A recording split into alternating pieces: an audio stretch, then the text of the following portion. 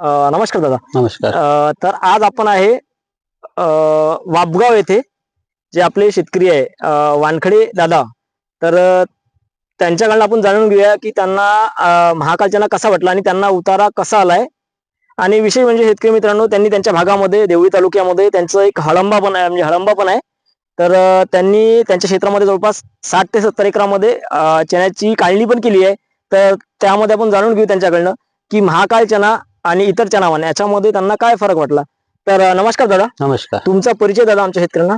माझं नाव सतीश रामभाऊजी वानखेडे, राहणार वापगाव, तालुका देवळी, जिल्हा वर्धा. आपला मोबाईल नंबर दादा.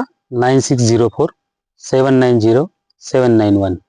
तर आपण किती एकरामध्ये चना लावला होता? माझा वाला 5 एकर मध्ये चना होता. हा, मला 142 कट्टे झाले. 5 एकर मध्ये आपल्याला 142 कट्टे निघाले. हो. तर सरासरी जर एकरी उत्पन्न पकडलं तर किती? 18 18.5. 18-18.5 पर्यंत उत्पन्नाला आहे. तर शेतकरी मित्रांनो, भूतो न भविष्य रिसर्च महाकाल चॅनलला प्रति एकर 18 ते 18.5 क्विंटलचा उतारा आलाय वानखडे दादांना. तर तुम्ही काय म्हणजे नियोजन कुठल्या पद्धतीचं केलं होतं महाकालमध्ये विशेष? माझं नियोजन म्हणजे असं की मी सुरुवातीला टायकोटर्मा फेकला होता. हा, नंतर त्यानंतर वाही केली चना पेरला. चण्याचं अंतर माझं 18 इंचावर होतं. 18 इंचावर एकरी 32 किलो चना पेरला मी. 32 किलो पेरला होता. मर वगैरे त्याच्यामध्ये जाणवलं आपल्याला?